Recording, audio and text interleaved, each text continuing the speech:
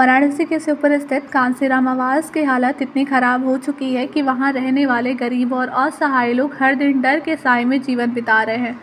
कभी दीवारों से प्लास्टर झड़ता है तो कभी छतों पर दरारें दिखाई देती हैं। रेलिंग तक टूट चुकी है और मरम्मत के नाम पर सिर्फ खाना पूर्ति होती है।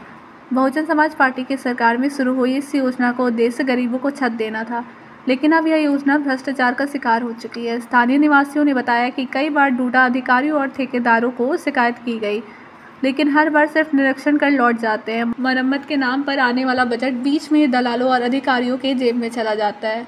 कांसीराम आवास फेज़ 1 और ब्लॉक 95 की हालत इतनी ख़राब है कि 2-3 महीने पहले एक बर्जा गिर गया, जिसमें एक स्कूटी क्षतिग्रस्त हो गई। सौभाग्य से कोई व्यक्ति मौजूद नहीं था, वरना जान का नुकसान तय था। डूडा के अधिकारियों का कहना है कि आवास दे दिया गया, अब रख रखाव की जिम्मेदारी निवासियों की है।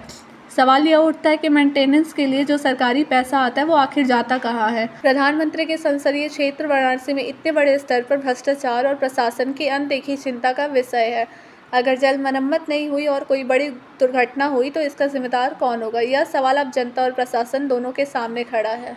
2008 में मायावती की सरकार थी और उसके बाद से कांसीराम आवास का हर जिले में, हर प्रदेश में कांसीराम आवास का आवंटित किया गया था गरीबों के लिए। वहीं पर बात की जाए तो वाराणसी में भी ये आवास आवंटित किया गया था। वहीं पे अगर मैं बताना चाहूँगा कि आज मैं खुद वाराणसी के कांसीराम आवास फेज़ 1 और ब्लॉक 95 में मैं मौजूद हूँ। तस्वीरों में दिखाना चाहूँगा कि देखिए, ये जब से बना उसके बाद से यहाँ पे ना कोई किसी को सुविधा मिली। आवंटित तो हुआ लोगों को, गरीबों को आवंटित हुआ, लेकिन उसके बाद से इसको मरम्मत तक नहीं हुई। देखिए किस तरह से जर्जर है, कभी भी यहाँ पे दुर्घटना हो सकती है। जो लोग यहाँ रहते हैं वो डरे सहमे रहते हैं।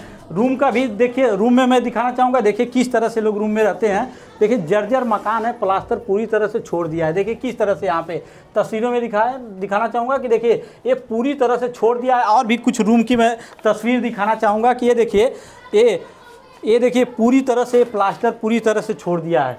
यानी कि कभी भी यहाँ पर दुर्घटना हो सकती है।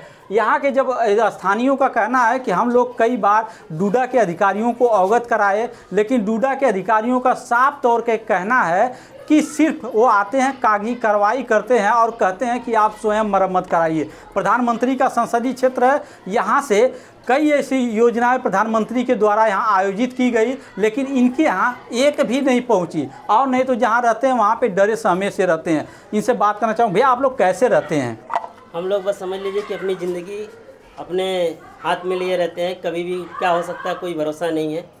अब जब भी अगर ये टूट जाए या गिर जाए, और हमारे ऊपर हमारे बच्चे, छोटे छोटे हमारे बच्चे हैं, अगर टूट सकता है, गिर सकता है। और हम लोग अपनी ज़िंदगी अपने हाथ में लिए रहते हैं कि कभी भी हम लोगों का साथ दुर्घटना हो सकती है। और हमारे पास न तो मकान है न तो घर है।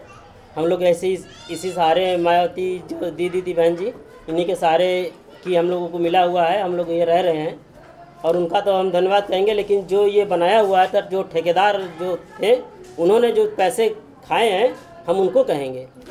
बात की जाए तो जिस तरह से आप लोग कई बार रहते हैं, बगल में ऐसी घटना भी अभी जल्दी ही कई 2-3 महीने पहले घटी थी, तो उससे आप लोगों को कुछ हो नहीं लगा? हमें बहुत डर लगा। हम लोगों को तो हम लोग तो सोच रहे थे कि क्या करें। अब वहाँ पे कुछ अधिकारी लोग आए थे, जांच वाच करके गए। अब वो वहाँ पे बनाया गया है, कुछ जो गिरा हुआ उसको मरम्मत हुआ है। और ये अधिकारी आए और देख करके वहीं से वहीं चले गए, और किसी का तरफ निरीक्षण करने नहीं आए। निरीक्षण करने तक नहीं है। मेरा नाम उदय कुमार है। कहाँ रहते हैं? मैं कांसीराम आवास में रहता हूँ, ब्लॉक नंबर 95।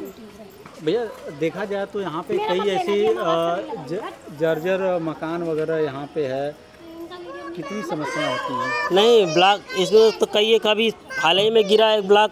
अभी ये मेरा गिरा हुआ था, पिछले दो साल पहले ये गिरा हुआ, बच गया। नहीं तो रात में अगर गिरा था, अगर दिन में होता तो कई लोग यहाँ पे बैठे रहते हैं। दुकान यहाँ पे रहते हैं, ये बड़े बुजुर्ग रहते हैं, भाई वही सब लोग यहाँ बैठे रहते हैं। अगर ये गिरता तो कम से कम 2-4 लोग आदमी का मृत्यु हो सकता था। और ये कई देखिए चारों तरफ से जर्जर हुआ, और इसमें सीमेंट, ऐसा सीमेंट के जगह केवल बालू लगा हुआ है और मिट्टी डाला हुआ है, और ये ऐसे करो तुरंत गिर जाता है। और ये हम कितनी बार सरकार से और यहाँ के जो पदाधिकारी लोग हैं उनसे कई लोगों ने, हम तो सभासद लोग कैसे निरीक्षण करने आए, और उसके बाद कोई सुनवाई नहीं हो रहा है और कोई कुछ कार्रवाई नहीं हो रही है। और हम लोग किसके पास जाएं, किससे कहें? कोई सुनवाई नहीं हो रहा है। अब सरकार से कहें कि किससे कहें, आप लोग के ज़रिए हम अपनी बात कहने की कोशिश कर रहे हैं। अगर सरकार तक हमारी बात जाती है तो सरकार हमारा ये सुनवाई करे तो हम सरकार का बहुत बहुत धन्यवाद करेंगे। बात की जाए तो अगर आगे की बात अगर आपकी नहीं होती है तो क्या लगता है कि अगर इस तरह रहा तो कभी भी घटना घट सकती है? कभी भी घटना घट नहीं सकती है, ये कभी भी गिर सकता है। आप जाकर नीचे किसी भी कोने में देखिए और ये कभी भी गिर सकता है। और ये आधा कदी तो टेढ़ा सा हो चला है मकान ऊपर का। तो जर्जर है, कब से जर्जर है? अरे हो गया 2-3 साल हो गया। 2-3 साल में अभी तक कोई अधिकारी नहीं? नहीं, 2-3 साल से कोई अधिकारी नहीं। 14-15 साल हो गए हम लोगों को यहाँ पर रहते हुए। नहीं, हम लोगों से कोई विधायक कोई मुलाकात करने नहीं आता है। जो हमारे क्षेत्रीय पदाधिकारी लोग हैं कभी कभी आते हैं, देखते हैं, फोटोग्राफी आते हैं और चेकिंग जांच के नाम पे आते हैं। और कोई पहले बात तो यहाँ पे कई ऐसे लोग अधिकारी आते हैं, बोलते हैं हम जांच करने आए हैं, ये करने आए हैं, ये करके आज जाते हैं और उसका कोई सुनवाई नहीं होता। तस्वीरों में दिखाना चाहूँगा, मैं ऊपर चल रहा हूँ कि देखिए किस तरह से यहाँ पे लोग जर्जर मकानों की मरम्मत अपने हाथों से करवा रहे हैं। लेकिन छोटे छोटे यहाँ बच्चे हैं, कभी भी खेलते हैं, न रेलिंग लगाई गई है न कुछ भी यहाँ पे किया गया है। कभी भी बच्चे यहाँ से गिर सकते हैं, यानी कि सारी योजनाएं फेल होती नज़र आ रही हैं। यहीं पे देखिए किस तरह से पूरी तरह से जर्जर है।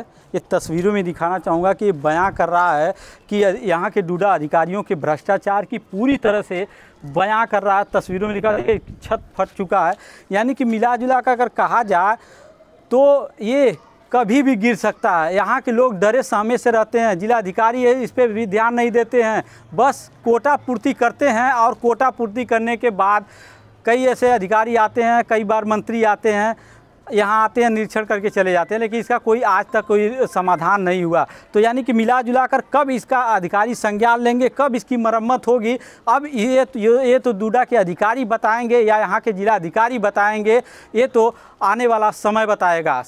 वी एक्सपर्ट के लिए दुर्गेश यादव, वाराणसी।